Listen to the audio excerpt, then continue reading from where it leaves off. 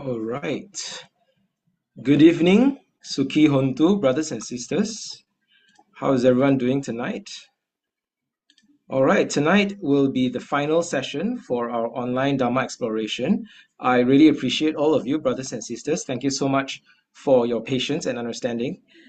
Today, I had a bit more work, so I was driving home earlier. So I know we have delayed our starting. Okay, so thank you everyone for your patience and understanding. Thank you for waiting. All right, excellent. We are going to begin soon. I am reading the Zoom chat at the moment. Yeah, some of you are not in the WhatsApp group yet. The WhatsApp group is for all the categories. So it is for the preliminary and the junior and the senior and the higher papers, the candidates for each category or each paper. So all of you, please join the WhatsApp group.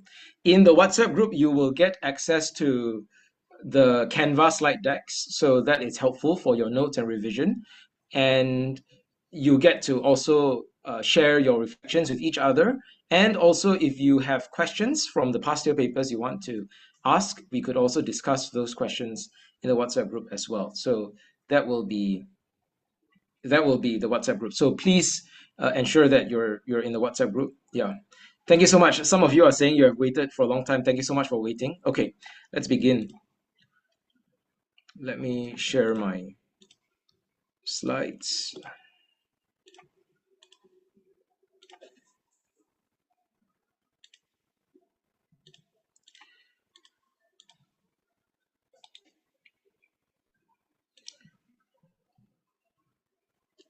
All right. So before we begin, I want to just share a quick update for the senior and higher category.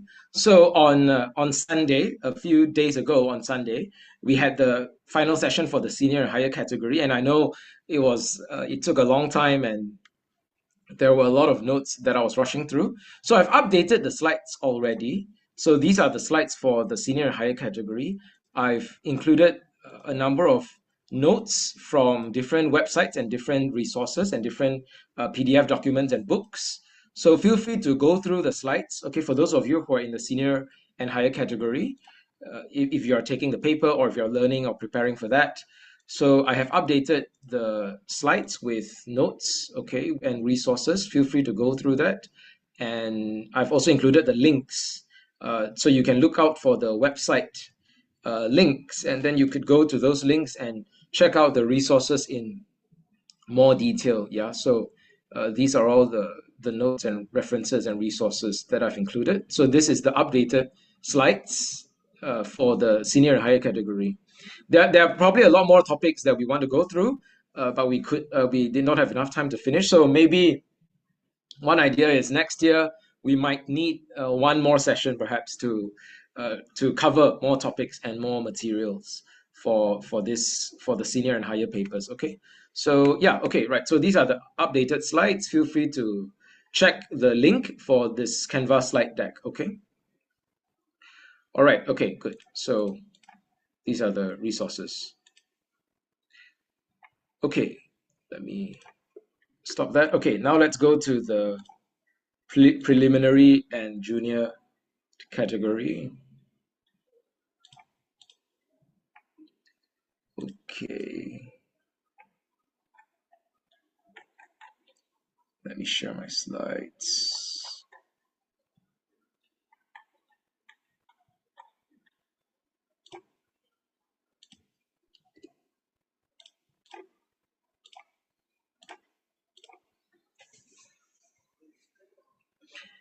All right, good. So, brothers and sisters, good evening. Sukhi Hontu, Namo Buddhaya, and welcome to the third and final session for the preliminary and junior category. Welcome to the online Dhamma exploration for the Malaysian Buddhist Examination.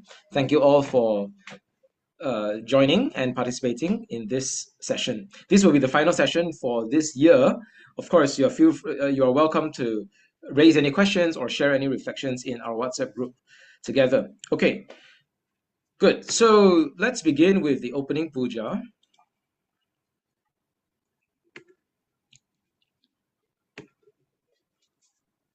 Let us prepare our hearts as we pay homage to the Triple Gem. Let us pay homage to our teacher, the awakened and exalted one.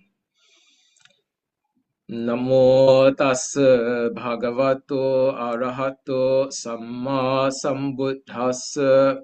Namo tassa bhagavato arahato samma sambuddhassa. Namo tassa bhagavato arahato samma sambuddhassa. Homage to him, the blessed one, the worthy one, the supremely awakened one. Tisarana, to the Supreme Buddha, the teacher of gods and humans, to the sublime Dhamma, the truth and the way to ultimate joy, and to the noble Sangha, the protectors of Lord Buddha's message, we go for refuge, we seek no other refuge.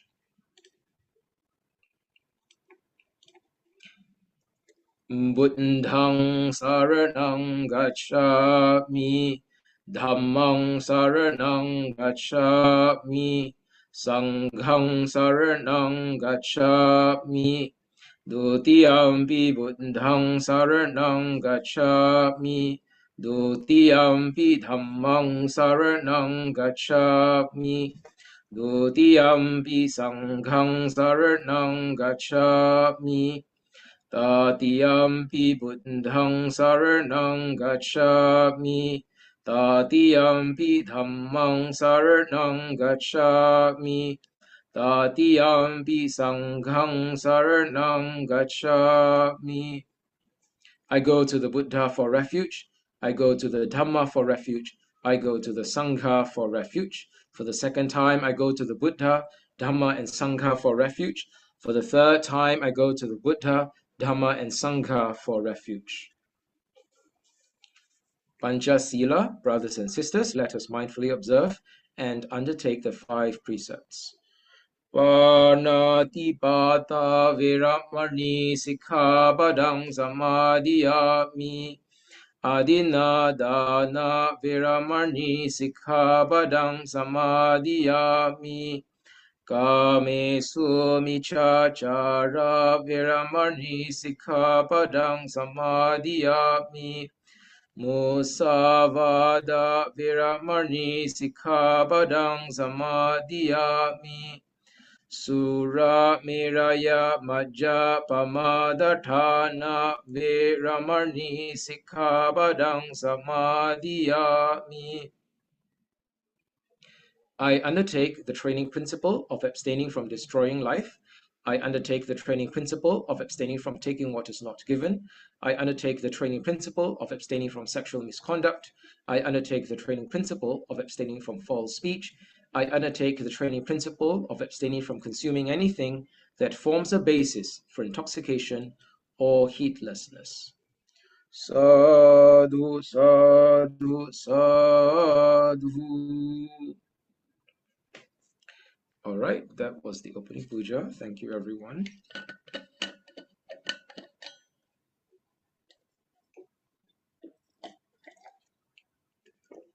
So in the past 2 weeks, the past 2 sessions for the preliminary and junior category, we have covered the 2 segments of the syllabus, the Buddha, the life of the Buddha, and also the Dhamma, some of the main fundamental teachings of the Buddha in the Dhamma segment or in the Dhamma syllabus.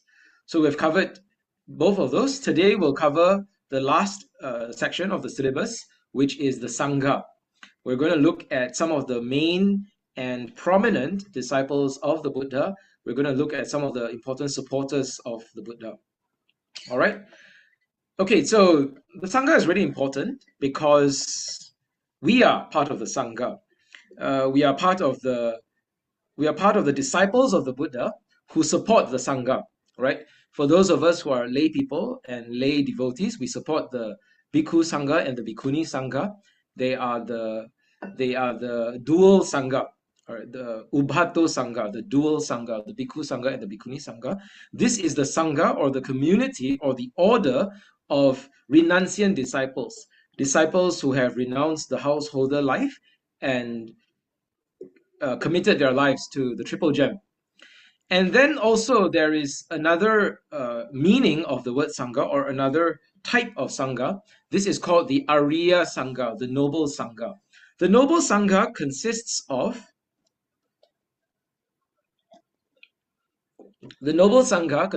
of all the disciples who have attained any of the stages of awakening. So this is Sotapanna, Sakadagami, Anagami, or Arahant, or any of the 4 stages of Nibbana, any of the 4 stages of awakening.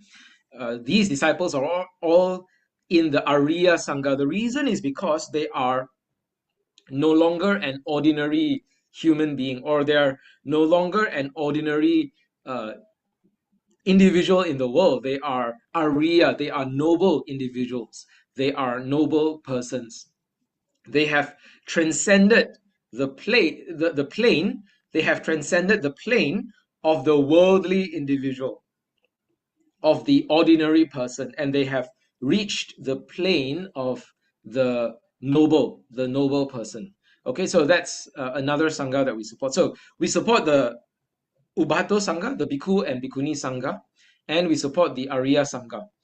Okay, so the Sangha is really important because the reason we have the teachings of the Buddha alive today with us is because of the Sangha.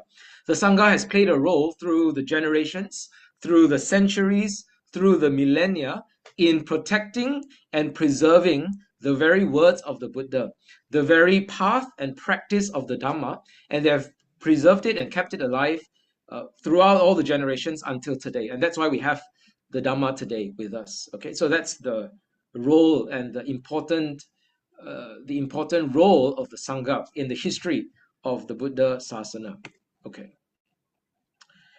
All right, so today we shall look at the lives of some of the important disciples. Maybe you already know many of these stories as well. All right, so you can also share with me some of the stories that you like from the lives of the disciples, whether some of the stories you might find inspiring, you want to learn from them, or some of the stories you might find they tell you what to avoid or what not to do. Yeah, some of the stories of some of the disciples of the Buddha who did not behave very well.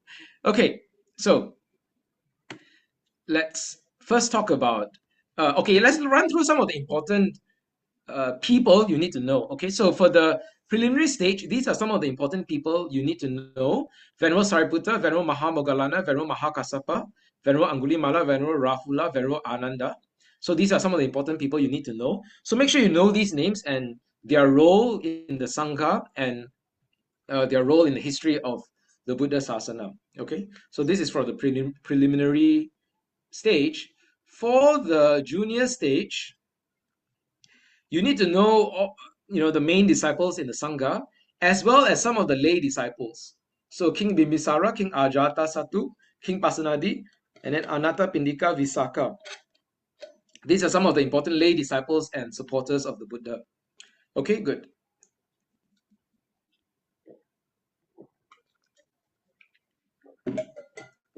All right. Okay, there is one reference or resource that I've also shared with the senior and higher category. This is a very good book, so you could click on the link and access this book. This book is The Great Disciples of the Buddha, Their Lives, Their Works, Their Legacy by Venerable Nyana Ponika Thera and Helmuth Hacker. Now, this book records some of records the lives and the biographies and a lot of interesting information about the lives of the great disciples of the Buddha. So this includes the Bhikkhu and Bhikkhuni disciples, as well as the laymen and laywomen disciples of the Buddha. Very, very helpful and valuable book. So feel free to explore this. Of course, this book is a big book, a lot of information inside, and of course, you would not necessarily need all the information in the book for the examination, but it's okay. It's good to learn. It's good to explore these lives as well. Okay, all right. Now, it is important to realize that the Buddha's sasana, the Buddha's dispensation, or the Buddha's message and instructions, or the Buddha's community, We call this the Chatu Parisa, the fourfold community. Okay, you have Bhikkhu, Bhikkhuni, Upasaka, and Upasika. This is the Chatu Parisa. Parisa means community. Chatu means four. Right? So the Chatu Parisa is the fourfold community. It is important to remember that in the fourfold community of the Buddha, in the Buddha's community, it is structured like a kingdom. When I say it is structured like a kingdom, I mean that we have the leaders of the community and we all play a role in this kingdom. We all play a role in this community. So some of the roles that or some of the, you might say, titles, or some of the roles that we have for some of the main important people are these titles and roles. So this one, you would need to know this for the examination, yeah? Okay, so if we're talking about the kingdom of the Lord Buddha, who is the king? Okay, this is not a trick question. This is a very easy question. If we're talking about the kingdom of the Lord Buddha, who is the king? So the king would be the Buddha himself. The Buddha himself in the suttas is called Dhamma Raja. Dhamma Raja. So those of you who know the word Raja, if you know Malay, the word Raja means king, or the Lord, or the leader. Yeah, Dhamma Raja, the leader of Dhamma, the king of Dhamma. So that's the Lord Buddha. And under him, all of us are play a role in his kingdom, and all of us advance the kingdom of the Lord if we are practicing the Dhamma correctly, if we're practicing the Dhamma in line and in accordance with his instructions and his message. All right, so then we are part of that kingdom. So Venerable Sariputta is the Buddha's foremost disciple, the Buddha's chief disciple. So the suttas call Venerable Sariputta Dhamma Senapati. So Sena means something like an army. You know, in a kingdom you have an army, right? You have the soldiers and the army and the soldiers. Yeah. Sena means, you know, like an army. Pati means leader. So Dhamma Senapati means the leader of the army. So the leader of the army of the kingdom. So this is a general. Dhamma Senapati translated as general of Dhamma, the general of the Dhamma, or the marshal of the Dhamma. All right. So Venerable Sariputta is the commander of the army for the kingdom of the Buddha. And then in a kingdom, there's a lot of wealth, correct? Right. So if you're a king, you have a lot of money, a lot of wealth, a lot of power. Right. So there is a guardian of the wealth of the country. There is someone who guards the treasure of the kingdom. And in the kingdom of the Buddha, the disciple who does this, or the disciple who plays this role, is Venerable Ananda. He is the Dhamma Bhandagarika. Dhamma Bhandagarika. He is the treasurer of the Dhamma. Why is this? Why is this? You all remember what is the role of Venerable Ananda? All of you, do you know the role of Venerable Ananda?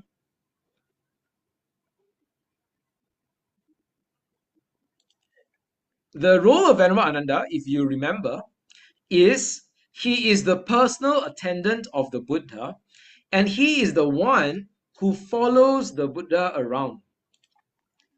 Okay, Jordan Ong in the Zoom chat is saying he remembers every word of the Dhamma. That's correct. Very good. That's correct. So that is the role of Venerable Ananda. He is the personal attendant of the Buddha, and he follows the Buddha everywhere. Okay, he accompanies the Buddha. He takes care of the Buddha's needs.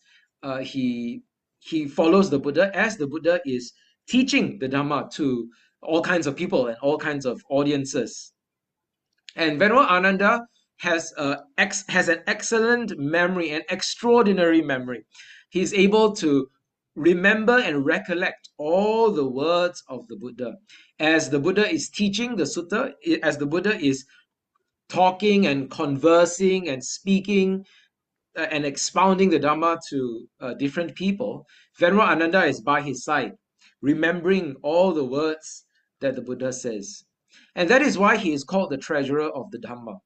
Why, brothers and sisters? Because the words of the Buddha are true treasure. The words of the Buddha are true wealth. And so he is the one who guards, who memorizes, who recites the words of the Buddha. He is the one who guards the wealth and the treasure of the kingdom. This is Venerable Ananda's role. All right. Good. Let's go on. So, in this session today, I will be talking about some of these main disciples in the Sangha. Now, there are many, many more disciples in the Sangha. All right. Maybe you have a favorite story of one of the disciples of the Buddha that you want to share. Okay, feel free to share as well. So today, I'll go through some of these disciples. Okay, some of these people. Okay, we'll look at their stories. We'll look at their background, and if you have other names you want to share, feel free to share as well. Okay, good.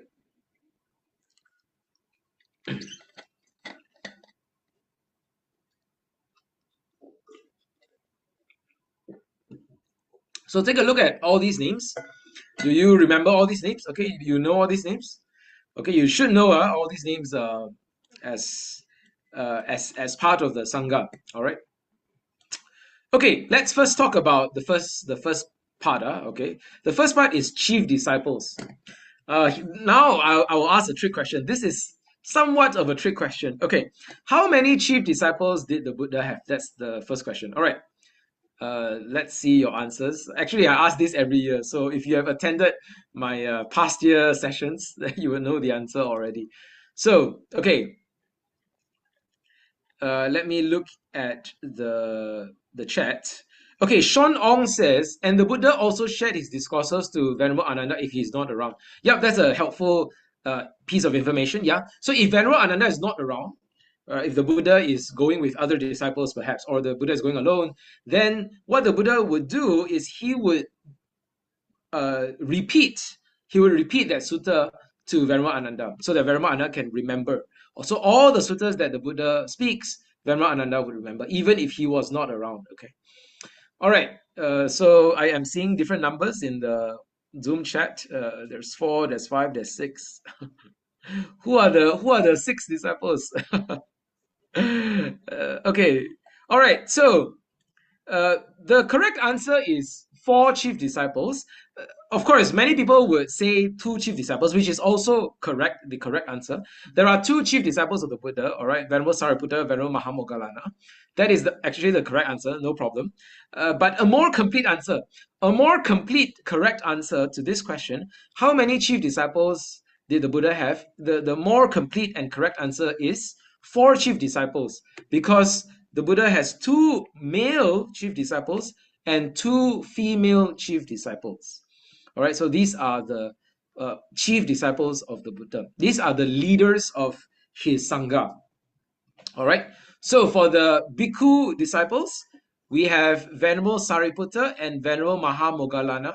These are the 2 these are the 2 chief male disciples or Bhikkhu disciples of the Buddha. And on the Bhikkhuni disciples, we have Venerable Khema and Venerable Upalavana. These 2 are the chief female disciples or the chief Bhikkhuni disciples of the Buddha. All right, excellent. So, do you all know the story of the chief disciples of the Buddha? Because they are the chief disciples, there are actually many, many stories about these people in the suttas, okay, in the Pali commentaries as well. All right, a lot of interesting stories. So because they're the chief disciples, so we have a lot of biographical and historical information about these disciples. So I'll just share a few stories. We might not have time to go through all the history, okay, of these 4 disciples.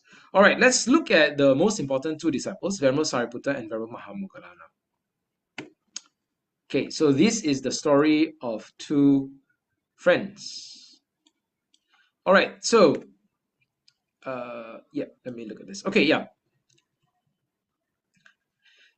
This is a picture of the Buddha with his 2 chief disciples, Venerable Sariputta and Venerable Mahamoggallana. And it is an interesting historical discovery that actually the relics of Venerable Sariputta and Venerable Mahamoggallana has been discovered. Okay, so they have actually found, as they conduct their archaeological investigation, they actually found a site that houses the relics of these 2 great disciples. So that's an interesting historical discovery. Okay. Now, because these two disciples, let's go through their stories here. Because these two disciples, Sariputta and Mahamoggallana, these two disciples are the chief disciples of the Buddha. That means that they occupy a very special place in the Sangha. They are the foremost in certain fields of specialty. Venerable Sariputta is the foremost in wisdom.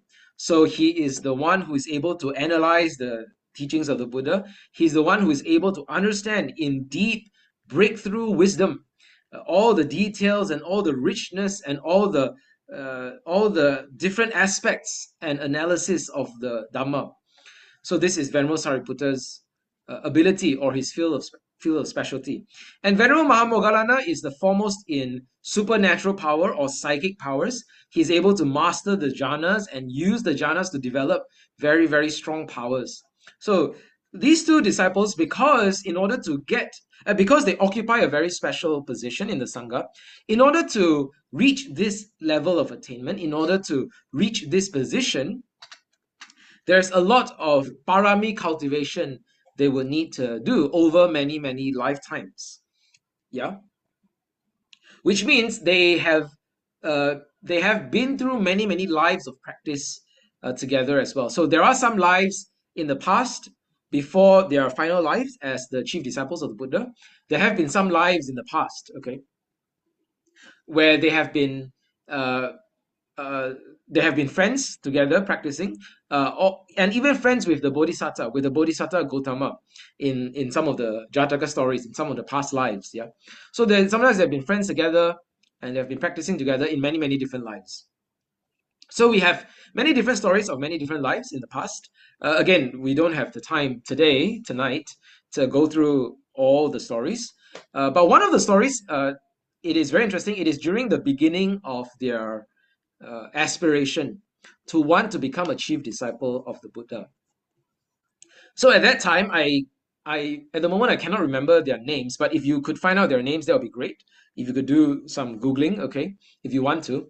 At that time, Sariputta and Mahamoggallana, they were good friends in that life, many, many lives ago. This was the beginning of their aspiration. Yeah. In the beginning of this aspiration, they were good friends.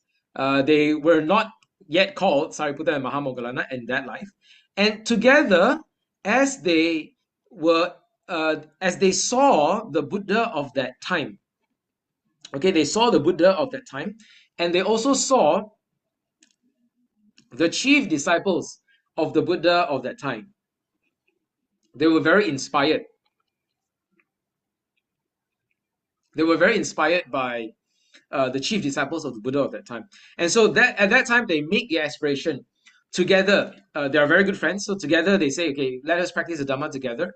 And we aspire to be the chief disciples of one of the Buddhas in the future.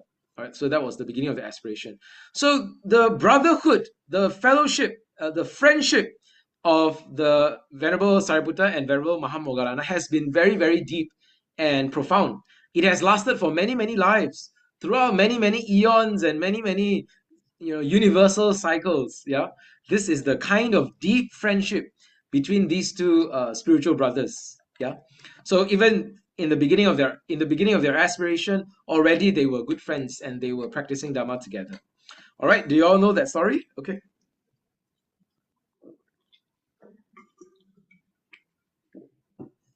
All right, let me look at the chat and see if anyone has any names. Okay, Sarada. Okay, yes. So we have the answer. Dr. Kwa, Sister Dr. Kwa, has shared the answer. So Sarada and Sirivadhana. Okay, so that was many lives ago. Yeah, okay. Under the Buddha Anumodasi. Excellent. Thank you, Sister Kwa. All right. So yeah, so these two are good friends. All right, under the Buddha Anumodasi. So this is several Buddhas ago. Okay, now we go back to now let's fast forward. So we'll talk about their lives together.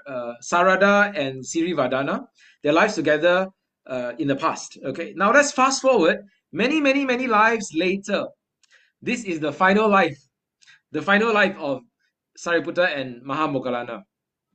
Okay, all right. So they were, in the beginning, they were not called Sariputta and Mahamoggallana. Do you all know their names? This is also important for the examination. Their names in the final life, before they were called Sariputta and Mahamoggallana. Do you all remember? Okay, you can share your answers in the Zoom chat if you remember the answers.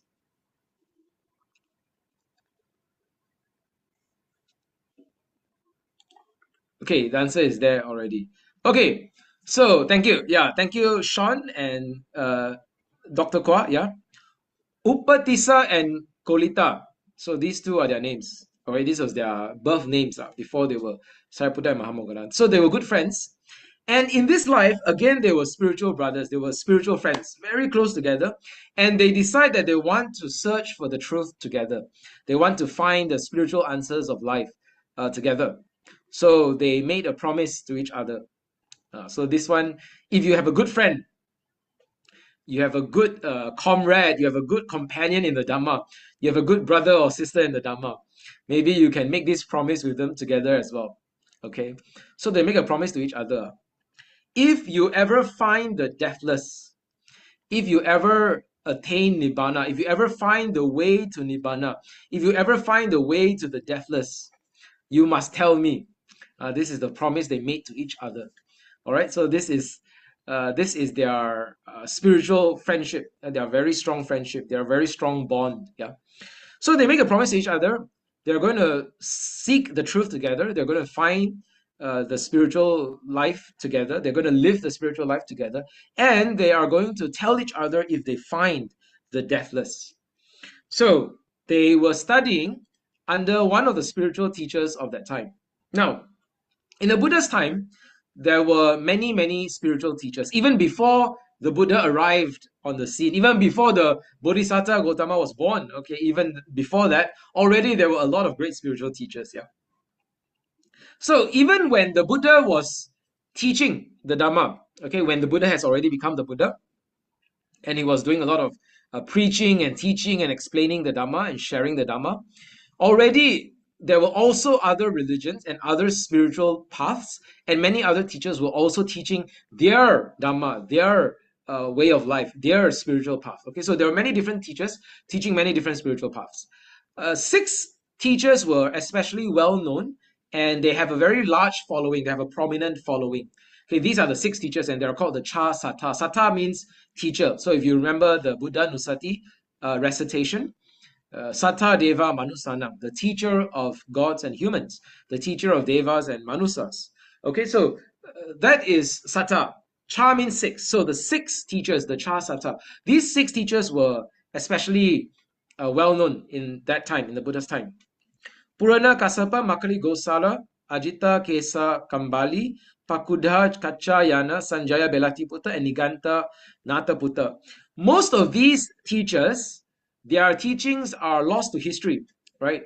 So in that time, in the Buddha's time, yeah, they were very well known. Now, if you ask around, if you ask your friends, if you ask people around the world, how many people today in the world are followers of Purana Kasapa?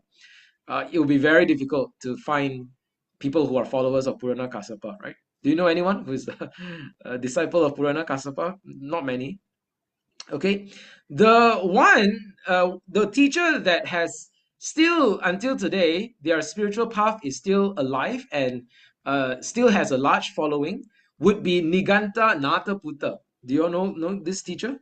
Niganta Nataputta. So he is the teacher of a religion called Jainism or the Jain Dhamma, okay? The Jain spiritual path, all right? Jainism, all right?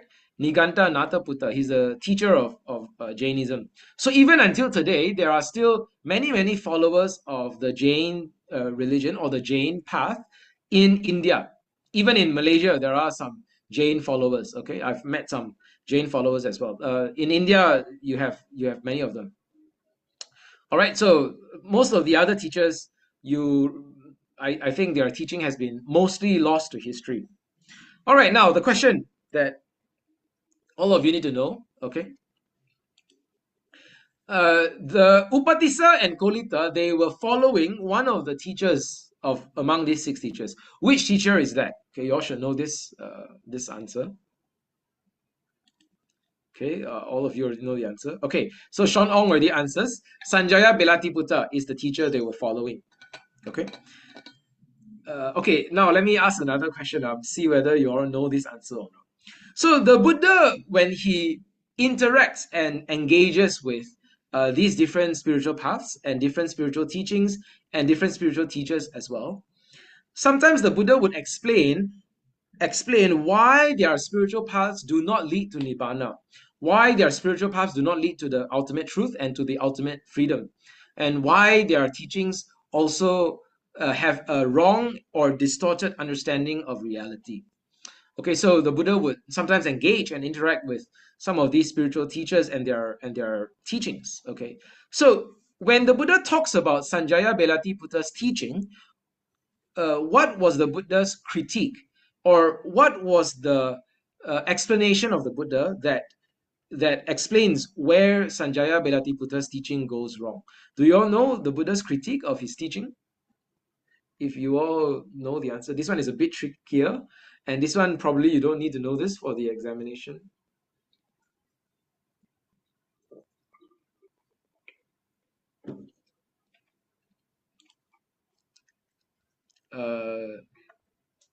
Sean Ong says, does not have the Noble Eightfold Path and the four samana. That's true. Now, that's true for all the teachers. So, all the teachers outside of the Buddha Sasana, all their teachings do not have the Noble Eightfold Path and the four samana, all right, the four contemplatives, the first, second, third, and fourth, all right, the Sotapanna, Sakadagami, Anagami, and Arahant.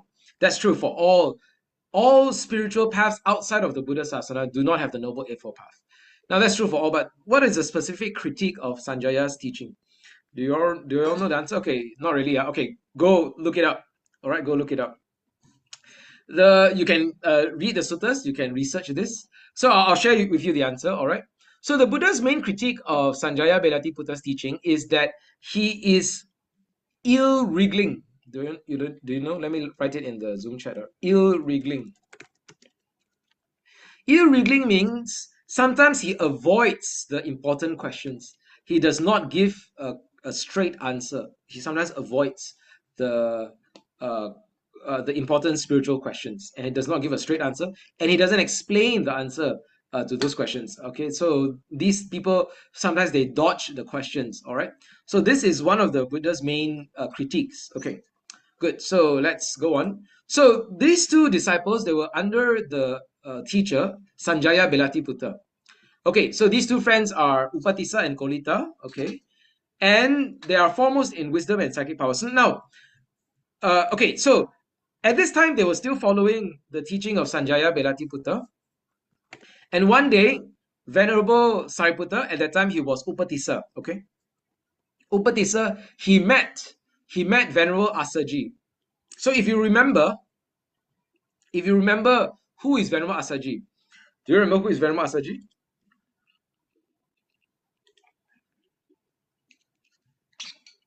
Venerable Asaji is one of the first 5 disciples of the Buddha, the 5 companions of the Buddha. Do you remember all their names?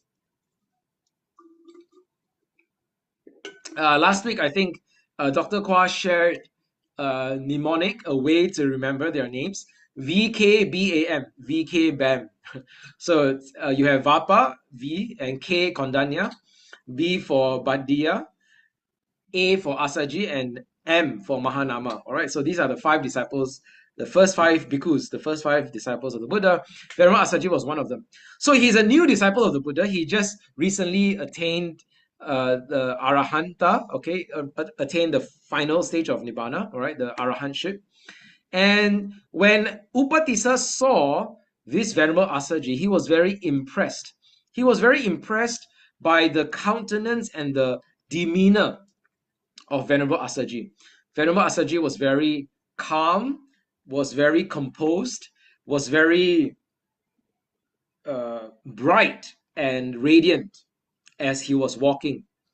So then Upatissa went to ask Venerable Asaji this question: under whom have you gone forth? Or who is your teacher? Or whose Dhamma do you profess? All right. So who is your teacher? You have gone forth under which teacher? Whose Dhamma do you profess? Whose spiritual path, whose spiritual life do you follow? Do you profess? All right, and Venerable Asaji's answer is this. There is, my friend, a great contemplative, a great samana, a son of Sakya, gone forth from a Sakyan family. I have gone forth on account of this Lord, of this great contemplative. This Lord is my teacher, and I profess this Lord's Dhamma. The son of Sakya. Okay, the son of Sakya in Pali is Sakya Putta. Or, okay, so Putta or Putra, if you know the Malay word Putra, Putra is son, right, or prince. Okay, so Sakya Putta, the son of Sakya, because he was the Buddha was born in the Sakya clan. Okay, so Upatissa continued asking, "Oh, so you are following the Dhamma of this son of Sakya? So what is the doctrine of your teacher? What is the Dhamma that your teacher teaches? What does he proclaim? What does he teach?" Venerable Asaji gives this very well-known verse. Ye Dhamma hetu pabhava tesang hetung tathagato aha tesancha yo nirodho evang vadi maha samano. This great contemplative, the maha samana, thus evang vadi, thus proclaims the great contemplative, thus proclaims the maha samana.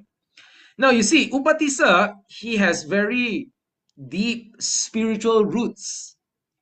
His roots of wisdom is very deep in his mind because he has been cultivating the spiritual practice for many, many lives. So when Upatissa hears the words of the Venerable Asaji, his mind was able to contemplate the truth of those words very quickly. So very quickly, as Venerable Asaji was speaking, Upatissa's mind was also contemplating the reality of those words, the reality to which those words were pointing. All right, so those words were pointing to the reality of cause and effect, the reality of conditionality. So as Venerable Asaji was speaking these words, very quickly Upatissa's mind was also contemplating the reality of cause and effect. And upon the first two lines, upon half the verse, okay, the first half of the verse, yeah, already the eye of Dhamma, the Dhamma Chakku, arises in the mind of Upatissa. At that moment, he attains the first stage of awakening, which is Sotapanna. All right. So very quickly, he was able to do that. Whatever phenomena have a cause and source, this is what Venerable Asaji said. Their cause, the Tathagata has taught, and also that which is their cessation, thus proclaims the great contemplative. So, as you could see, this verse, okay, Venerable Asaji was a new disciple, okay, a young follower of the Buddha, but very quickly he could explain the Buddha's teaching in such a profound way. If you look at this verse, the structure of this verse that is uttered by Venerable Asaji, you could see that there are two parts to it. The first part talks about hetu. Hetu means the cause. Yeah, the cause. Yin guo, yin, yin, hetu. And then the second part talks about nirodho, the cessation. So the first part talks about the arising. Okay, the second part talks about the cessation. So just hearing about the arising, already Upatissa's mind was able to contemplate the cause, the arising of phenomena. Okay, that was how spiritually developed his mind was. Upon hearing about the cause of phenomena, then Venerable Sariputta or Upatissa at that time already attained Sotapanna. And then the next half of the verse is about cessation. Also that which is their cessation, thus proclaims the great contemplative. Okay. All right, so okay, good. Let's take a break. What time is it now? Oh, wow. Okay, we don't have time. Time is very limited. Oops. Okay, let's go. Let's do this a little bit more quickly.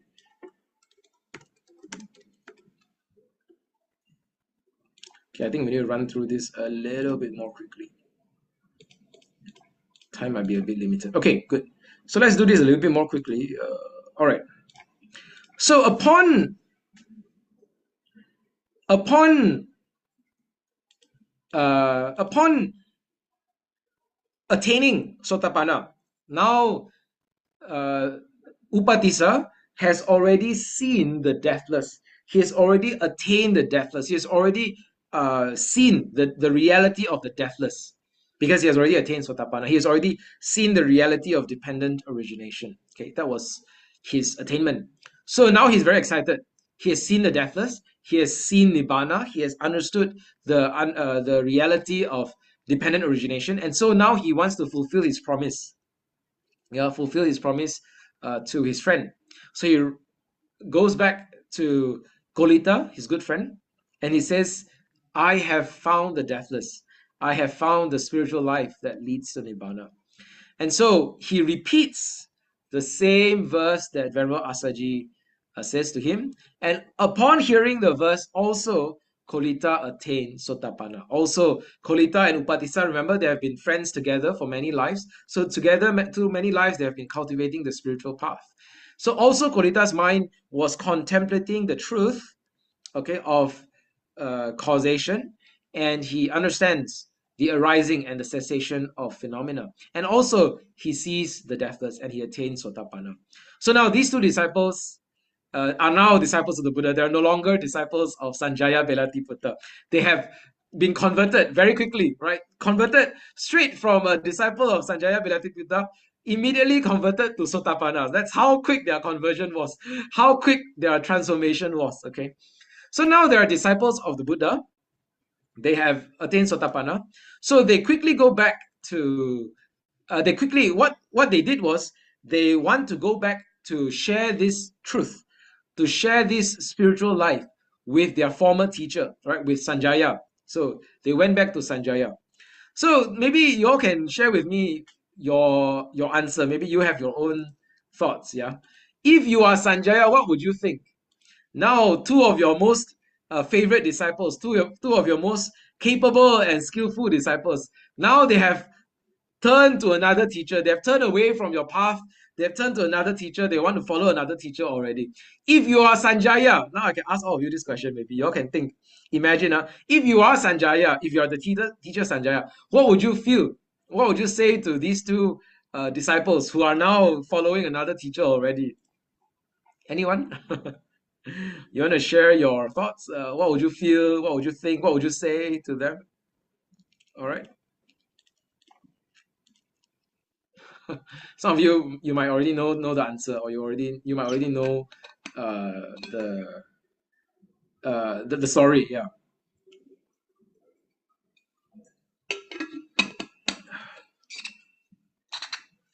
Okay. Someone shared in a Zoom chat. I would be very sad. Okay. Yeah. Maybe you would feel sad. Oh no, two of my best students. Now they are no longer my students. They follow they follow another teacher now. Maybe, yeah, maybe you'll be very sad. That could be a possible response. So these two disciples, they go to Sanjaya and they say, okay, another answer from Zoom chat. Accept their choices and move on. Okay, yeah, that's a quite a wise answer. Another answer says, I'll be happy for them. Okay, that's a good answer as well. Okay, Sean Ong already knows the story, all right? So Sean Ong says, Sanjaya said, I will be the teacher of the foolish. Yeah, that's what he said. Very good. Yeah, Sean Ong already knows the story. Okay. Now, these two disciples, they go to Sanjaya and they say, we have found the truth. We have found the deathless. We have found the spiritual life that leads to the ultimate joy and the ultimate freedom. Come, follow us. Not follow us, but follow the follow the Buddha, the spiritual teacher of the world. So what did Sanjaya say? What did Sanjaya reply? So this is Sanjaya's response.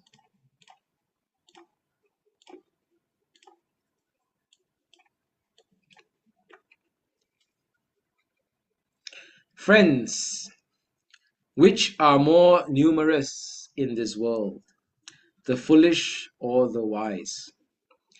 Who are more numerous? Are there more foolish people in the world, or are there more wise people in the world? So this was the teacher Sanjaya's response. So I ask all of you now, who do you think are more numerous in the world, the foolish or the wise? So we all know the answer. More people are foolish in the world, right? The wise are few and the foolish are many. If you look around the world, you see a lot of darkness, a lot of violence, a lot of hostility, a lot of jealousy, a lot of ignorance and ego and foolishness, right? A lot of darkness, yeah? A lot of spiritual blindness, yeah? And so Upatissa and Kolita said, the foolish are more numerous in the world. And Sanjaya says, all right, let the wise follow the Buddha. Let the wise follow the Buddha. Let the foolish follow me. I shall have a larger following. I shall have more numerous disciples. Let the foolish follow me. Let the wise follow the Buddha. Sanjaya was more interested in power. He was more interested in popularity than he was interested in the truth. He was more interested in power and popularity and following and status more than he was interested in true joy, true happiness, and true freedom. And this is why we have to be very careful with our ego and with our concerns of this world. What are our true concerns? What are our spiritual concerns? Are we concerned more with our popularity? Are we more concerned with power? Are we more concerned with maintaining social status, maintaining our popularity among our friends, making people like us and admire us and respect us? Or are we more concerned with what is true, brothers and sisters? So let this be a reflection for all of us. So then Upatissa and Kolita went to the disciples of Sanjaya, and they also tried to explain to them, share the Dhamma with them. We have seen the deathless, we have found the spiritual life that leads to the truth. Let us follow the Buddha. So there are several of the disciples of Sanjaya. They have seen it and they follow Upatissa and Kolita to follow the Buddha. So they also have been converted to follow the Buddha. But many of the disciples did not listen. Did not listen to Upatissa and Kolita. They continued to follow Sanjaya. All right. So this is the story of Upatissa and Kolita. And then they became the chief disciples of the Buddha. Venerable Sariputta was the foremost in great wisdom, Mahapanya. Venerable Mahamoggallana was the foremost in psychic power or supernatural power, Iddhimanta. All right. Okay, good. Now let's go to the chief Bhikkhuni disciples. All right. The chief Bhikkhuni disciples are Venerable Khema and Venerable Upalavana. Also, they occupy the same positions, okay, chief female disciples, and they also have the same field of specialty. Venerable Khema was the foremost in great wisdom, Mahapanya, and Venerable Upalavana was the foremost in psychic power, Iddhimanta, same position, okay? All right. Okay, now let's learn their story. Yeah?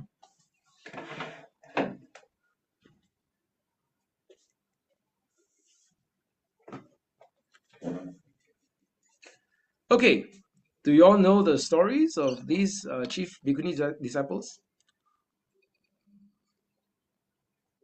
Now, also through many, many lives, because of their great special position in the Sangha, and also because of their great attainment, right? Great wisdom, great powers, okay? These two practitioners have also been practicing the Dhamma for many, many lives. It requires a high degree of parami cultivation. All right, so many, many lives ago, also they were inspired by the disciples of the Buddha of that time, and they also made the aspiration, may I become a chief disciple of the Buddha in the future. So they also made that aspiration, right? Venerable Khema and Venerable Upalavana. Okay. All right, so let's look at their story very quickly. Time is running out. Okay, So let's go through the story a bit more quickly. So Venerable Khema, she was Queen Khema, and she was actually queen of the King Bimbisara. So she was the queen of King Bimbisara, yeah, King Bimbisara's wife, and she's very beautiful. So that's why King Bimbisara married her. Okay, King Bimbisara is one of the most devoted followers of the Buddha, right? One of the strongest devotees and supporters of the Buddha. So at first, Khema was very reluctant to meet the Buddha because King Bimbisara was very strong in supporting the Buddha, right? He was very devoted to the Buddha. He wants his beloved wife to meet the Buddha, you see, to understand the Dhamma, to learn the Dhamma from Buddha. But Queen Khema says, no, I don't want to go to the Buddha because she was very intoxicated by her own beauty. She says, I'm so beautiful, I don't need the Dhamma. The Buddha is going to find fault in my beauty. The Buddha is going to criticize my beauty. No, I don't want to go listen to the Buddha. So if you are King Bimbisara, how would you persuade your wife to go listen to the Buddha? Any one of you have this challenge in your life? Maybe you want to bring your children to the temple, then your children don't want to go listen to the Buddha. Maybe you are the children and you want to bring your parents to the temple.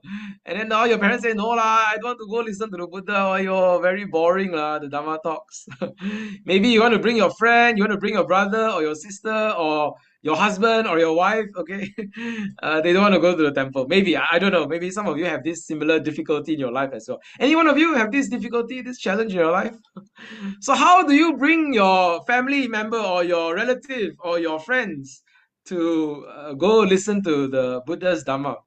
So what King Bimbisara did was this. Okay, let me look at the chat and see if there are any answers. Okay, my wife. Okay, this one says my wife is a Christian. Oh, this one tough, also tough. Sean Ong says King Bimbisara tricked Queen Khema saying Veluvana Monastery was very pretty. Yeah, I mean that's the correct answer, but he didn't trick lah. It's not a trick, it's true. The monastery is very beautiful. The Bamboo Grove Monastery is very beautiful. So this was what King Bimbisara did. You're right, Sean. So it wasn't really a trick. He was trying to persuade Queen Khema to go meet the Buddha, you see. So what King Bimbisara did was he invited some of the greatest poets of the country. So they write the poems to describe how beautiful the Bamboo Grove Monastery is. So it's true, it's a very beautiful monastery, okay, beautiful place with the forest and the birds, okay, the woods, the flowers, very beautiful, okay, this place. So these poets were writing poems about how beautiful this place is, and so King Bimbisara. As Queen Khema was listening to these poems, so she started to get curious. Oh, this place is so beautiful. Maybe I should go and see the place. Maybe I should go and visit the place. And King Bimbisara knows that at that time the Buddha was staying there, right?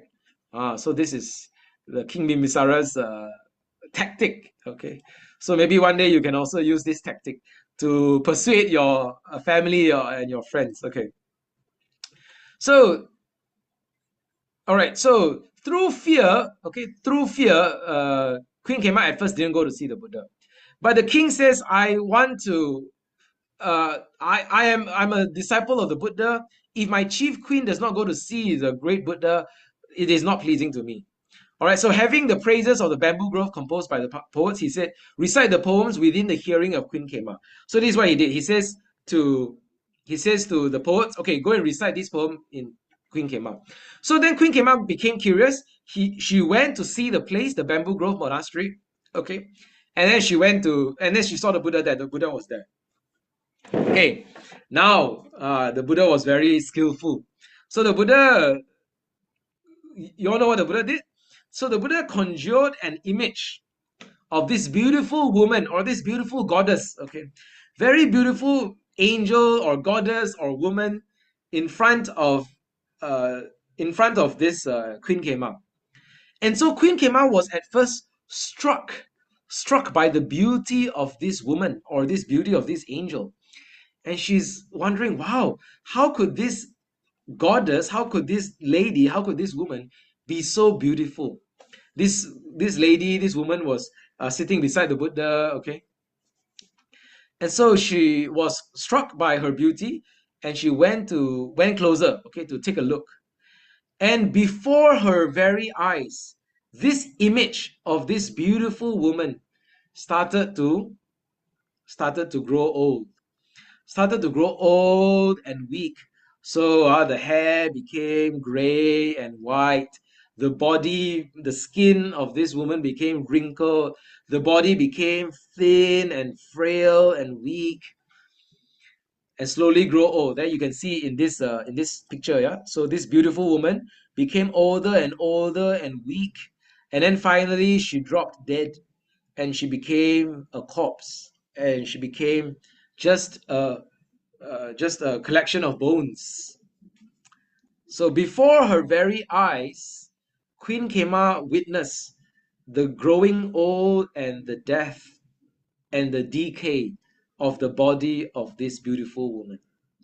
And she understood the reality of anicca, the reality of impermanence.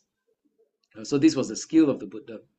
So very soon, Queen Kema she has been practicing the parami for many, many lives. So she has a very deep wisdom root in her mind as well. The root of wisdom, the spiritual wisdom faculty was very deeply cultivated and deeply embedded in her practice, in her being, in her mind and heart. You see, so very soon she realized impermanence, she understood the Dhamma, and she became inspired to want to become a bhikkhuni under the Buddha. And so King Bimbisara gave permission to his wife to renounce the householder life, to renounce the royal life, okay, and to become a bhikkhuni under the Buddha. And she, Bhikkhuni Kema, became the chief female disciple of the Buddha, foremost in wisdom. All right, so this is the story of Queen Kema. Okay, the next story is the story of Uppalavana. Uppalavana was also a very beautiful woman. Okay, so all these, you see, all these ladies, they have very good karma. They practice Dhamma for many, many lives. So they born very beautiful. All right, very beautiful complexion, very beautiful looks, good looks. Okay, now because Uppalavana was very pretty, so the name of Uppalavana actually means the lotus or the lily, right? The blue lily. Okay, so it's a beautiful. This name was given because she was very beautiful. All right, now because she was so beautiful, many of the people and the rich men in the country and in the land want to ask the father for Uppalavana's hand in marriage. Please give us your daughter's hand in marriage. We want, I want to marry her, right? So many men want to marry Uppalavana. Okay. Now, any of you have this problem in your life? Too many people want to marry you. Any one of you? Too beautiful. So too many people want to marry you. Okay, I definitely don't have this problem. I don't have this good looks problem. Okay, maybe some of you are very beautiful, very good looking. Maybe you have this problem. So now Uppalavana has this problem. So many people, so many men want to marry her. So this merchant, who is the father of Uppalavana, he thought, I will not be able to satisfy all of these men. So he asked his daughter, do you want to go forth? Will you be able to go forth? Do you want to renounce the householder life?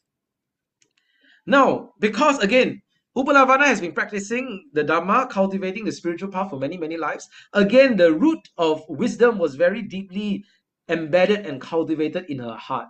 When she hears this suggestion by her father, oh, maybe there's a possibility of going forth. There's a possibility of renouncing. There's a possibility of ordaining under the Buddha. When he hears this there's a immediate feeling of joy that rises in her. That suggestion by her father was like oil sprinkled on her head. It was very refreshing. It was very delightful to her. Therefore, she says, Father, I will go forth. All right. So then she also became a bhikkhuni under the Buddha, and she practiced the sign of the fire, the sign of the lamp. Okay, this is called the fire kasina. Some of you might know the practice of Uppalavana. This is called the Tejo Kasina, the fire Kasina.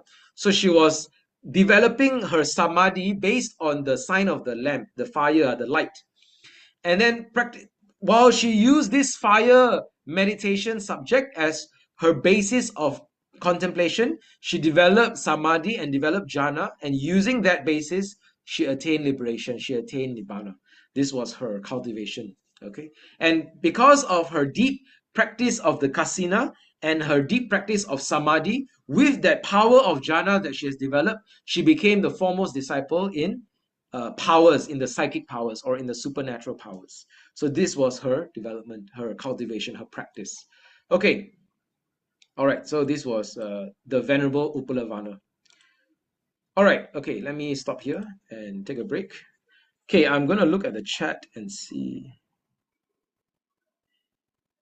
All right. Okay. So let me take 2 minutes. I'm gonna get a drink. Let me take 2 minutes. We'll take a 2 minute break. All of you can ask questions or you can do some reflection as well. Okay, so give me 2 minutes to get some more water. Okay.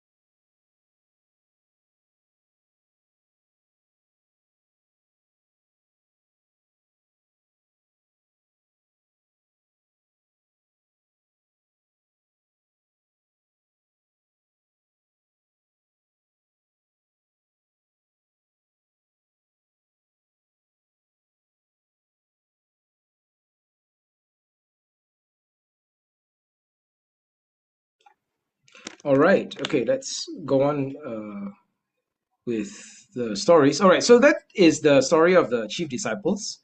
All right, okay, now let's look at the other disciples. Okay, I know we're running out of time, so let's do this a little bit more quickly. Let's talk about some of the other disciples of the Buddha.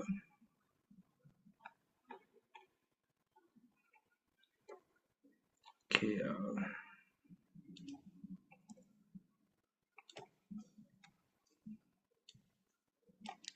okay, I'm going to go through this a little bit more quickly. Yes. Okay, so we have seen the chief disciples of the Buddha, the bhikkhu disciples and the bhikkhuni disciples. Now let us talk a little bit about the other disciples, yeah? Important to know. Okay. Now, Venerable Upali and Venerable Ananda. These two disciples are the foremost in Vinaya and the foremost in memory, or foremost in learning. Venerable Upali was the foremost in Vinaya. So he was the disciple of the Buddha who was the most skillful in remembering all the Vinaya rules and the most skillful in bearing and remembering all the Vinaya rules. And so in the first Buddhist council, shortly after the passing away of the Buddha Gautama, shortly after the Parinibbana of the Buddha Gautama, Venerable Mahakassapa, this disciple, Venerable Mahakassapa, called for the first Buddhist council and he presided over the first Buddhist council. And Venerable Upali was the one who recited the Vinaya, who led the Sangha to remember and memorize and recite the Vinaya, all right, which is the code of conduct and the monastic discipline of the Sangha. And then Venerable Ananda was the one who led the Sangha in reciting the suttas. Remember, Venerable Ananda remembers all the suttas, all the discourses of the Buddha. So he could recite all of them and then he would lead the Sangha to remember and memorize all these suttas so that the Sangha can pass it on, continue to memorize the suttas and then pass the suttas on to the next generation. And generation after generation, the Sangha would remember and preserve the teachings of the Buddha and the suttas. Also, Venerable Upali and Venerable Ananda. Venerable Ananda was the personal attendant of the Buddha, so he takes care of the Buddha, he follows the Buddha around, and he was remembering all these words of the Buddha. Okay, now Venerable Mahakassapa is the next disciple of the Buddha. Let me look for his slide. I have a slide on it. Okay, yes. So this is Venerable Mahakassapa, and his name at first was Pipali Manava. Manava means something like student. Okay. So he was a student Pipali, all right. He was foremost in the Dutanga practice, the austerity practice. Okay, so he was because he came from a rich background, he was very wealthy at first. So in order to discipline himself, he wanted to restrain himself so that there's no pride or ego from his wealthy life that comes up in his heart. So he wants to discipline himself. That's why he trains himself in the austerity practice a lot, the Dutanga. All right. So he was the foremost disciple of the Buddha in Dutanga practice, and he was the one who led and presided over the first Buddhist council. All right. So this was Venerable Mahakassapa. Okay. Venerable Mahakassapa. Okay, let's look at other disciples. Okay, Venerable Mahapajapati Gotami. So 7 days after the birth of the Bodhisatta, Prince Siddhartha Gautama, his birth mother, Queen Mahamaya, passed away and was reborn into Sita heaven. All right, so King Suddhodana married the sister of Queen Mahamaya, who is Queen Mahapajapati Gotami, and she became the foster mother of the Prince Siddhartha. That means she became the mother of Prince Siddhartha Gautama, in the sense that she nurtured him, she raised him up. Okay, she took care of him. Okay, nourished the young baby prince. Okay, so she became the foster mother of Prince Siddhartha Gautama. And Venerable Mahapajapati Gotami, before this, she was Queen Mahapajapati Gotami. All right. So as the Buddha returned to the hometown, his hometown, returned to Kapilavatthu, Queen Mahapajapati Gotami, who is the foster mother of Prince Siddhartha, all right, was also very inspired by the renunciant life, by this bhikkhu life. At that time, there was no bhikkhuni yet. At that time, there were only bhikkhus. Right, so she was very inspired by the life of a bhikkhu. And she also says, I want to become a bhikkhuni. I want to become a renunciant. I want to become a follower of the Buddha through the Sangha. I want to renounce the householder life. And so she was very important and instrumental in leading the 500 women who also want to renounce the householder life, right? In leading the 500 women to request the female ordination under the Buddha. So they requested for the bhikkhuni ordination. And then after that, Venerable Ananda also requested for the bhikkhuni ordination. Okay. And then finally, the Buddha says, on account of two reasons, yeah. The first reason is because Queen Mahapajapati Gotami was very kind to him.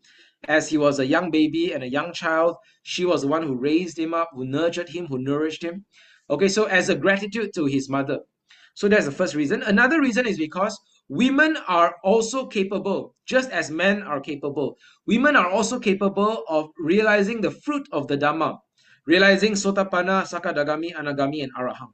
So women are also capable of realizing the highest goal of liberation. Therefore, on account of these two reasons, the Buddha says yes, and he granted the bhikkhuni ordination to Venerable Mahapajapati Gotami. So Venerable Mahapajapati Gotami now becomes a bhikkhuni, and she's the first bhikkhuni, and she's the leader and the one who started the bhikkhuni order under the Buddha Gautama. Right? So that is her story. Okay. Now, Venerable Yasodhara and Venerable Rahula, we're going to look at their story soon. And then Visakha and Anatta Pindika. I think, okay, let's talk about Venerable Angulimala first. Okay, Venerable Angulimala's story is super interesting. I think all of you already know the story of Venerable Angulimala. Okay. I know many Sunday Dhamma school children love this story, right? Okay, so Venerable Angulimala, before that, he was a top student, a very bright student, okay? And then his teacher started to suspect him of evil, and then the teacher wanted to take his revenge, wanted to ruin his life, okay? So what his teacher did was he asked Ahingsaka, at that time he was Ahingsaka, to collect the fingers. So he became a very violent criminal. He started to murder many people and cut off their finger to collect the finger into a garland that he wears. And that's why he's called Angulimala. Anguli means the finger. So Angulimala means the garland of fingers that he wears. Right. So this is Angulimala. He was a notorious criminal, a very violent murderer. Okay. And then the Buddha went to transform him. The Buddha, out of compassion, wanted to rescue him. So the Buddha went to him and taught him, and upon encountering the Buddha, Venerable Angulimala was very, at that time he wasn't Venerable Angulimala yet. So at that time he was Angulimala. Upon encountering the Buddha, he was very moved. Finally the great sage, the great teacher has come to save me, to rescue me. Right? And so he was transformed, and he decided to renounce his killing. He decided to give up his killing and his violent life. And he wanted to follow the Buddha. All right, so this is a very short summary of Angulimala's life. Of course, many of you know this story in more detail, right? Okay, so this is Venerable Angulimala, and he became a very kind and compassionate person. And he even used the power of truth in helping a woman, a pregnant mother, give birth safely, right, and give birth smoothly without pain. Right? Until today, that parita chanting, all right, that protective chant, okay, the parita chanting, the Angulimala parita, is still chanted even today in many Buddhist countries, especially when mothers are about to give birth, and we want to invoke the power of truth to wish them well, to wish the mother and the baby well, right, a smooth delivery. Then even until today, we still chant this Angulimala parita. Okay, in the Buddhist world, so it's still a very powerful chant. See, so this one man who turned from a violent life into a compassionate and loving person, a disciple of the Buddha, a practitioner of the Dhamma, he could use this power of truth, the power of his kindness and compassion, and that power lasts even until today. That power could impact so many generations of people and so many people in the world. All right. And then the next two are Visakha and Anatta Pindika. Visakha is the foremost woman lay disciple of the Buddha. She was very rich. She's an outstanding woman, a lot of blessings in her life. She was a very uh, young girl. She was only 7 years old when she heard the Buddha's teaching and she became a Sotapanna. That's how outstanding and how exceptional she was. All right, so this is Visakha. So she was blessed with a lot of wealth. Okay, a lot of people like her, admire her, respect her, and she was also blessed with a lot of children and grandchildren. So this was the story of Visakha. All right, so she donated a monastery to the Buddha. So this is Visakha. Anathapindika is the foremost male lay supporter of the Buddha. Again, he supported the Buddha. He's a very rich person, also a lot of blessings in his life, and then he helped a lot of poor people, a lot of vulnerable people, a lot of sick people. He also supported the Sangha a lot. So he donated a monastery to the Buddha Sangha, and then he also gave a lot of charity, a lot of food, okay, to support the Sangha. So this is Anathapindika. Okay, these are the stories that you have to know. All right, we might not have more time to go through all the stories. Another few people you need to know are the kings. Okay, so the kings who supported the Buddha, King Bimbisara and his son is King Ajatasattu. Okay, and then King Pasenadi. So these are some of the important kings who supported the Buddha, very devoted followers of the Buddha as well. In fact, there are, excuse me.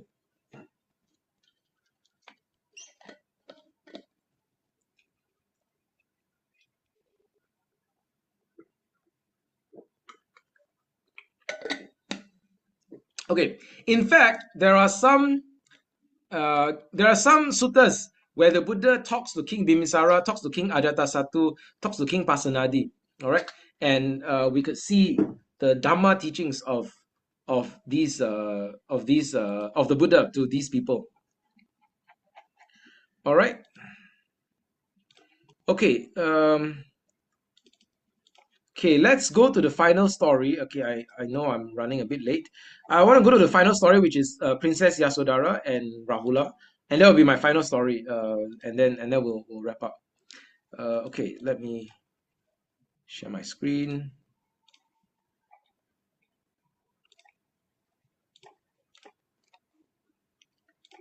So Rahula was the son of the Buddha. All of you know that already, yeah.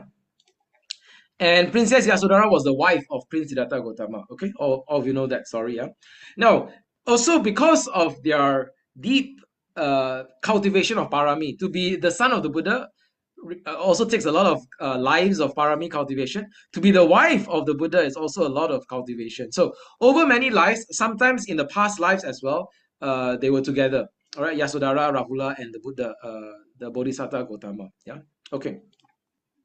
Let's look at this story and then we can complete the session. Okay, so this is Yasodhara and Rahula, the son. This was when the Buddha came back after a few years after his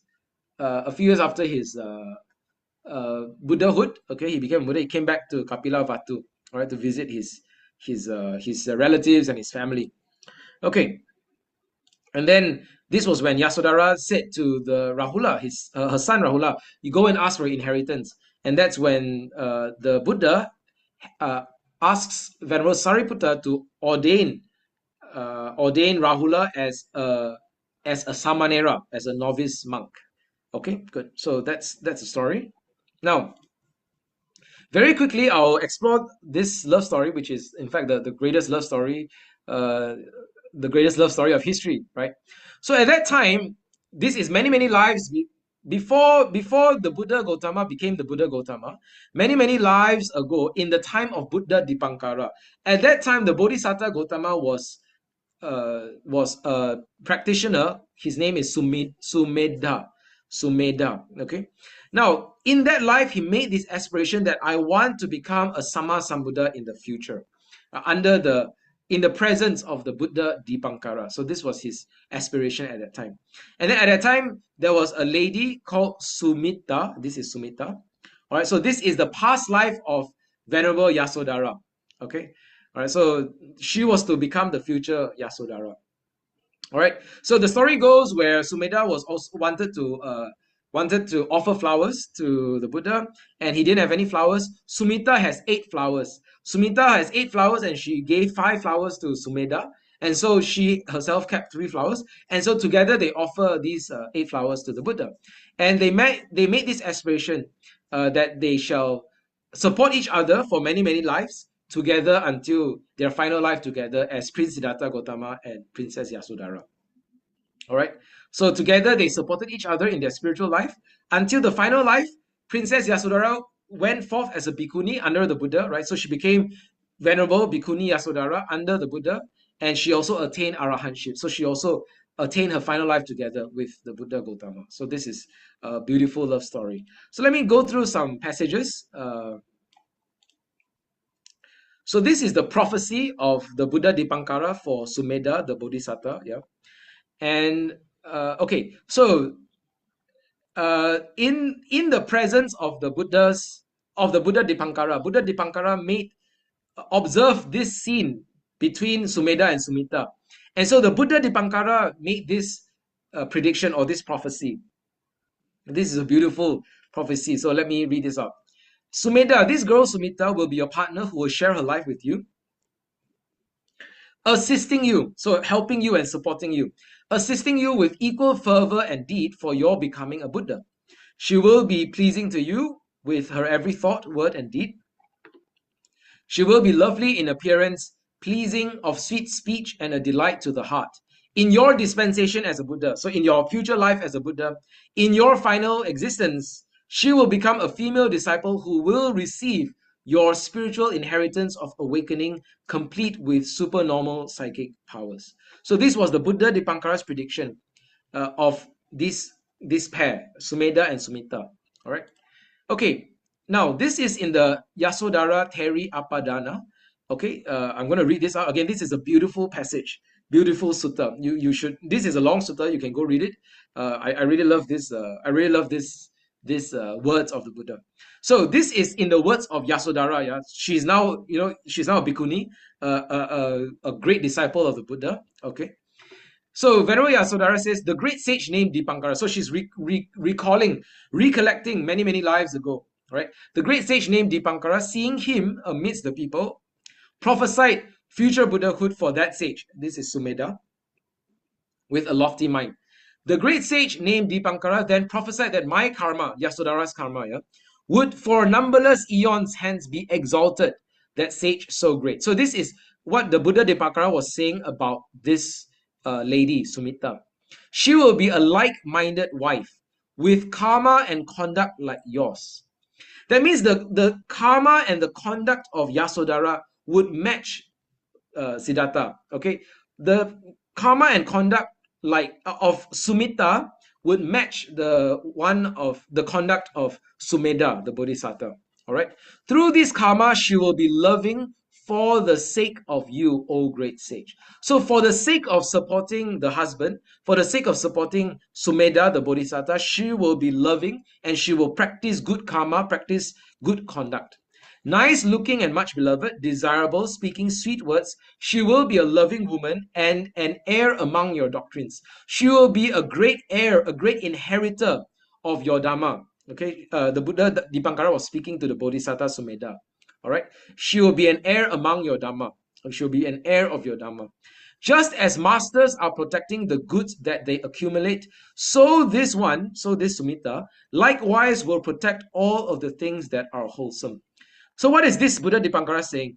This Buddha Dipankara is saying, just as if you're a rich person, you're a master of the house, and you have a business, you have a lot of wealth, okay, you have a lot of goods, okay, you have a lot of possessions, material possessions. Just as masters, the one who owns the material possessions, they protect all the goods and the riches and the wealth that they accumulate. So this partner, Sumitta, will protect all of the things that are wholesome. So Sumitta will protect all these good things, all the wholesome qualities, and protect the Bodhisatta Sumedha. Such a beautiful partnership, right? A beautiful spiritual marriage, a very beautiful spiritual partnership together for so many lives until their final existence. Such a beautiful friendship and partnership in the Dhamma. And then this is what Buddha Dipankara says to Sumedha. Buddha Dipankara says, compassionate for future you, compassionate for the future Buddha that you will become. She will fulfill the parami. She will fulfill the perfections. Like a lion freed from a cage, she will achieve awakening. Like a lion freed from a cage. So this is a very beautiful saying of the Buddha Dipankara. So you can go read the whole Apadana, the whole proclamation, the whole sutta, the whole verse, okay, by Yasodhara. Beautiful, beautiful saying. Okay, good. Okay, okay, yeah, and that's the story of Yasodhara and Rahula. Now I want to go to show all of you some of the foremost and great disciples of the Buddha. Yeah, so there are some suttas where the Buddha proclaims some of his foremost disciples. So let me share this one with you. You can go to the link. Let me open this link, and we can. Let me open this link. Then we can look at some of the foremost and great disciples of the Buddha.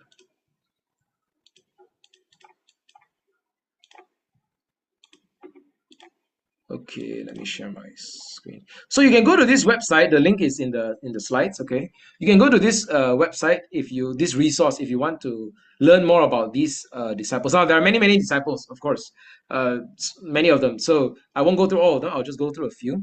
So Anya Kondanya is the eldest. That means he's the first. He's the first to attain Sotapanna. He's the first disciple of the Buddha. Remember, he's one of the first five. Huh? And then Sariputta is great, foremost in great wisdom, Mahapanya. Moggallana foremost in Idimantu, psychic power. Right? Mahakassapa foremost in Dhuttavada, the Dhuttanga practice. Huh? Okay. Okay. Then there are all these disciples. Mahakachayana foremost in expounding the Dhamma in detail. All right. Punna Mantani Putta foremost in Dhamma Katika, foremost in Dhamma speaker. All right, and many more disciples. Okay, some of the important ones that you all need to know. Rahula. Rahula is the son of the Buddha. He is foremost in Sikha Karma. Remember the word Sikha Pada, training principle? All right, the 5 Sikha Padang. Panatipata, Veramani, Sikha Padang, Samadhiyami. Sikha Pada. Sikha. Sikha means the training. The threefold training is Sila, Samadhi, Panya. Okay, Sikha. Karma means desire or love. Okay, so Sikha Karma means the one who desires the training or loves the training or likes the training. So that's Rahula, all right, the son of the Buddha. Yeah. Let's go through some more names. Ananda. Ananda has many. He's foremost in 5 things. He's foremost in learning Bahu Sutta, foremost in Sati Mantu, mindfulness, memory, remembering the teachings. Okay. Foremost in Gati Mantu, good behavior. Diti Mantu, courage, and foremost in being the personal attendant of the Buddha. Upadhaka. Okay. So this is very much Ananda. Yeah. Let's go through a few more. Yes, Upali, this is the one you need to know. Vinaya Dharaka. Vinaya Dhara. Dhara means to uphold, to bear. Okay, Vinaya bearer. So he upholds and memorizes and remembers the Vinaya. All right. So he's foremost in Vinaya Dhara, foremost in the discipline, the Vinaya. Okay, let's go through some names. Okay, there are many more names. You can go find out. Mahapajapati Gotami is the first bhikkhuni, so she's the eldest. And then Kema, remember, Venerable Kema, great wisdom. Venerable Upalavana, psychic power. Okay. Venerable Dhammadina, Bhikkhuni Dhammadina is foremost in Dhamma speaker, Dhamma Katika, the best in Dhamma teaching. Okay. All right. And then let's go through more. Okay. So these are the lay disciples. Tapusa and Balika are the first to go for refuge. Okay, this one, Anatta Pindaka. Anatta Pindika is the foremost supporter, all right, the most generous. Okay. Okay, Chitta, very good in Dhamma speaker, Dhamma Katika. Some of you know him also. And let's go through a few more names. The female lay disciples, Sujata is the first female lay disciple. Remember, she offered the this Sujata is which Sujata? Is it that Sujata? Is it the Sujata who offered the milk rice, or is it another Sujata? Okay, let me check that. I'm not sure. I think she's the one who offered the... Okay, maybe not. I think this Sujata is the wife of Yasa, maybe. Let me check this. Let me check which Sujata is this. Okay. Okay. I'll check that and I'll come back to you. Yeah, there are a few Sujatas, I think. Never mind. Let me check that. I'll Google that and get back to... Yeah, probably wife of Yasa. I'm also thinking. Sujata, I think, is the wife of Yasa. This is probably the first female lay disciple. Yeah, correct. this Sujata is probably the wife of Yasa, because Yasa was one of the first 60 Arahant disciples of the Buddha. I think Sujata was the wife of Yasa. Okay. Visakha, remember we said Visakha, foremost in generosity, the foremost female supporter of the Buddha. All right. Kujutara story is very interesting. I don't have time tonight to go to the story, but maybe next year, if we have time, we could go through her story. Very good story. Kujutara, the foremost in Bahu Sutta. So she, in fact, one of the important books in the suttas, she's the one who remembered it and recited it. So she's also she's also foremost in Bahu Sutta, just like Venerable Ananda, right? Kujutara, she's a lay woman, but she's very good in remembering and learning. She remembers a lot of the Buddha suttas, and there's one book in the suttas. All the suttas are recited by her, Kujutara. Okay, Samavati, foremost in Metta, Vihari, foremost in dwelling in loving kindness. Okay, all right. Anyway, so these are some of the names you can learn. All right, you can learn. Okay.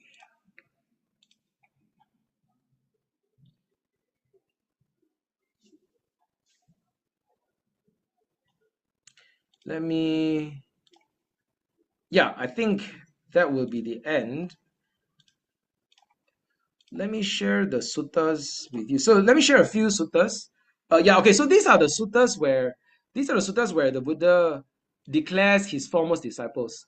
So if you look at this, these are some of the foremost bhikkhu disciples, all right, Anya, Kondanya, Sariputta, Mahamoggallana, all right, Mahakassapa, and then some of the foremost bhikkhuni disciples, all right.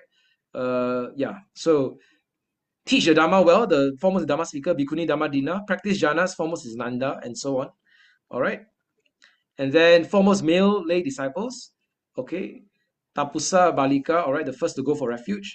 Okay, and then foremost female lay disciples. Another interesting one that you all can learn is this one. The foremost male lay disciples who are trustworthy, and also the foremost female lay disciple who is trustworthy. This one is Nakula Pita, the Nakula's father, and Nakula Mata, Nakula's mother. This is a couple, husband and wife. They are the foremost among the lay disciples who are loyal and devoted and trustworthy, because they are very loving couple. They have been together, married together for many lives. Okay, so they are very trustworthy. Their trust and their devotion and loyalty to each other, many lives. So Nakula Pita and Nakula Mata, once these two people, they even went to the Buddha and they asked, we love each other very much. We want to be united to each other in this life and also in the next life. How do we do that? Right. So this is the foremost in the male and female lay disciples. This one, Nakula Pita, Nakula Mata. This is also interesting to know. All right. Okay. There are many more great disciples of the Buddha. You can go and learn and read the suttas. All right. But not all. Most of these names you don't need to know for the examination. Of course, I'm just sharing these names with you so that you can know more about the Sangha and about the great disciples of the Buddha. Yeah. But for the syllabus in the examination, the few names are the ones you need to know. All right, uh, these are the important names you need to know. Okay, for the examination. All right. Okay, good. All right, I think that's it. We can go to the end. Yeah. So these are the important names you need to know. Okay, for the Sangha, and especially in the syllabus, these are the important names you need to know. All right. Okay. Let's stop here. Now we go to announcements. We actually have a few. Okay, let's look at the questions in the chat. Any questions? Any questions? Anyone or anything you all want to add? Any questions in the chat so far?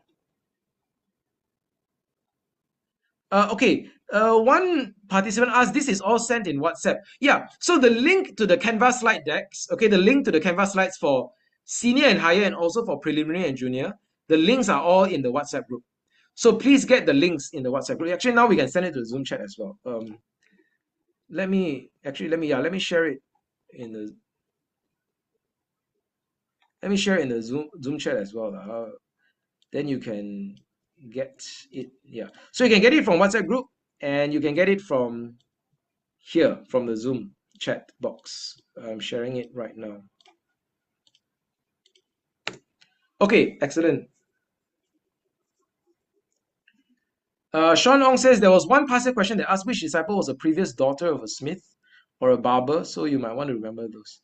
Okay, good tip. Thanks for sharing. I'm actually not sure what the answer is. Previous daughter of a smith or a barber. I'm not very sure. So we might need to revise that as well. Okay, so let's go to sharing of merit. Before that, we can get a group photo. Yeah.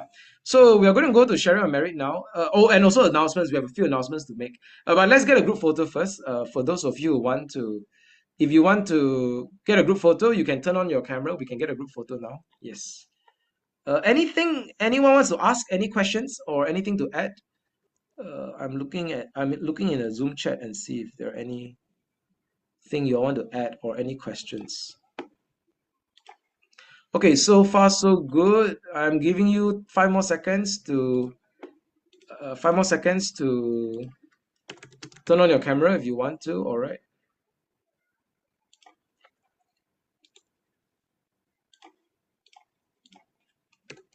We also have a few announcements, a few events to share with all of you. Then you can also see what events we have.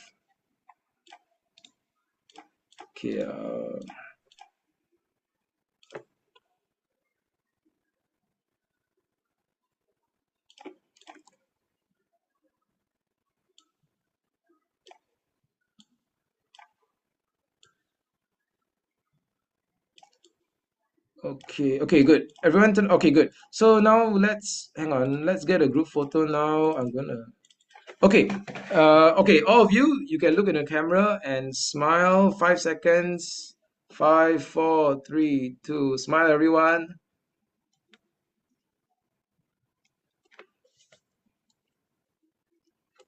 Okay, photo taken. All right, good. Now we have a few events to share, a few announcements to make from my side and also from Zhihua's side.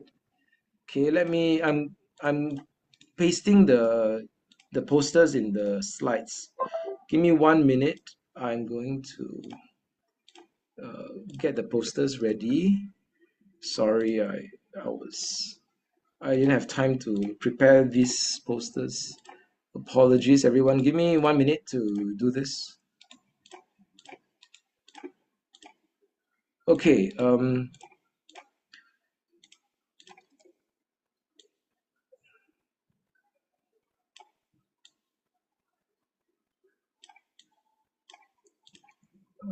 on.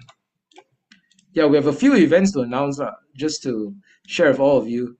Some events from the YBAM side and also from my side. Okay, hang on now.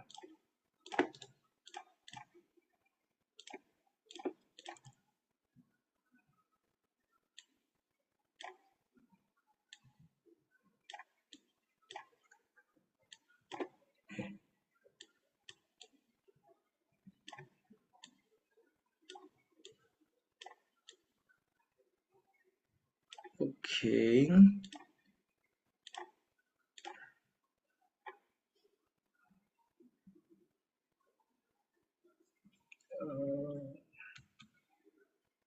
Sorry, everyone. Give me 1 more minute.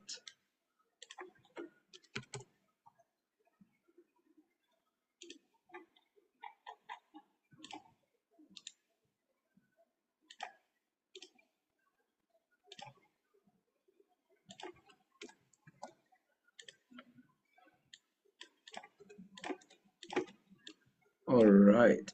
Okay. By the way, if you have any reflections to share or any questions, feel free to add in the Zoom chat, or you can unmute yourself. Where is this? Okay.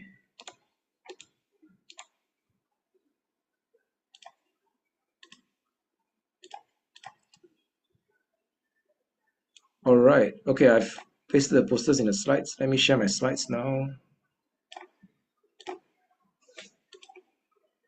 Okay, so now we have a few upcoming events for we have a few upcoming events for the for from YBM side. I'm not if Zhihua, if I missed out any details, please share please add more. This is a upcoming event. This one is 9月8日, so this is 8th of September. This is a Sunday. All right, and then this is a fundraising event. So this is called Hu Fa Xing. It's a fundraising event, fundraising initiative by YBAM. All right, and it includes is it a charity walk or a charity run? Is that right? Charity run, is it? Charity walk or charity run? Charity work more. Charity walk. Okay, good. Charity walk. Yeah. So it's a charity walk event. It's a fundraising event. So charity donation. All right. Okay. And then on that day, this is in Chempaka Buddhist Lodge. All right. Chempaka Buddhist Lodge. And then some of the events on that day. So you have games and booths. You have meatless food stalls. All right. So vegetarian food. Okay. Meatless food stalls. Games and booths. And then you have the writing the suttas, okay, Chao Xin Jing and Qi Xiang Jing, writing the suttas. And then, okay, yeah, this one is the charity walk. Okay, so these are some of the events on that day. So if you are available on that day, come and support, okay? Sunday, 8th September, right? Yeah, okay, good. So this is, again, the fundraising event to support the programs and initiatives by YBM. Okay, so this upcoming one. Another one is, this is a, what is this? Marriage education workshop. So this one is a 2-day event. It's a weekend workshop at Serdang Buddhist Association. This is in Mandarin, okay? Saturday and Sunday is a weekend workshop, marriage education workshop. 牵手一辈子, holding hands for a lifetime. Wow, so romantic. Okay, okay, so let me translate this a little bit. So what is the nature of marriage, the journey of love, the secret to love, financial management in a marriage. Okay, this is very important. 婚姻法令, this one is the laws regarding marriage. Okay, laws and policies regarding marriage. And then 信仰在家庭的重要性, the important role of faith and religion in faith and spirituality in a family. Okay, so these are some of the important topics and content in the workshop. All right, so these two are the speakers. Okay, all right, so they are very well, they're very qualified and experienced. Okay, so if you know any couples who are newly married or going to be married, okay, or want to learn more about marriage and family, okay, feel free to sign up for this. This one is in October. Okay, October. So 1 month from now. Okay, October. Okay, good. So this is a marriage education workshop. This is from YBM as well. Okay, from my side, this is from TBCM, the Theravāda Buddhist Council of Malaysia. We are having a 1-day visit to Dhamma. Oh, this is next week, 7 September. So this is 1 day before the Hu Fa Xing, 1 day before the fundraising event. Oops, sorry, what happened? Okay, no. Okay, good. So this is 1 day before the Dhamma walk event. Okay, where is it? Okay, yeah. So this one is a 1-day visit to Dhamma Earth for those who are, if you are in KL Selangor area. This Dhamma Earth is Dhamma Earth KL in Semania. This Dhamma Earth, this is a full day event. 7 September is a Saturday, and we are learning about Dhamma leadership on that day. So we encourage young Buddhist leaders and young Buddhist devotees and participants, whatever age you are, you can join us. But especially we are targeting youths and young Buddhist leaders. All right, a date with Buddhist youth, 1-day visit to Dhamma Earth in Semani, how to apply Dhamma leadership. So we're learning with Bante U Mangala. So Bante U Mangala was also my preceptor and my teacher for my short-term ordination recently. So in the beginning of August, I was doing a novitiate program. So a novice monk and nun program. I was a samanera for a week. I was learning under Bante U Mangala as well. So this Dhamma leadership, 1-day Dhamma leadership learning. All right. This is next Saturday. Please join us if you are available. And finally, last event from my side. This one is an event organized by the Malaysian Philosophy Society and also supported by this man here, Samuel Chan. He's a PhD student in philosophy at the University of Sheffield in the UK. So Samuel and the Malaysian Philosophy Society, we are collaborating to organize this interfaith dialogue. This interfaith dialogue, the theme is, do we need religion for morality? So we'll be talking about religion and good and evil in the world and morality, and how does religion and how does spirituality support our development of morality, okay, our learning about right and wrong and good and evil. So there are 4 panel speakers representing Islam, Christianity, Buddhism, and Hinduism. I'll be the panel speaker for Buddhism. All right, so this is a great event. It's upcoming just a few days from now in Tuesday, 3rd September. So next Tuesday, so just a few days. All right, Tuesday, 3rd September at UCSI University in Cheras. This is it's a university in Cheras, UCSI University. All right, so if any one of you have any suggestions on what I could present in my sharing, okay, what does the Buddha say about morality, about good and evil, about the philosophical worldview and philosophical foundation of morality, feel free to share your ideas with me. You can WhatsApp me, you can share some ideas with me. If you know any good suttas, also can share with me.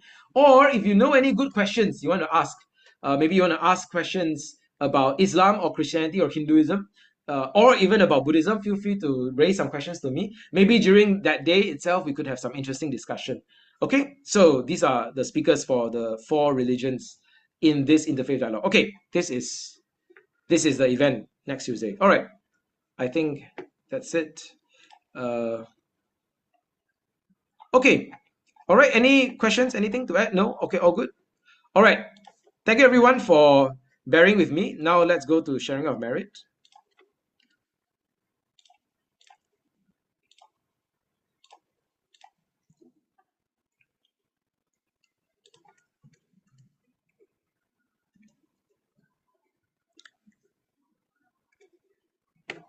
All right.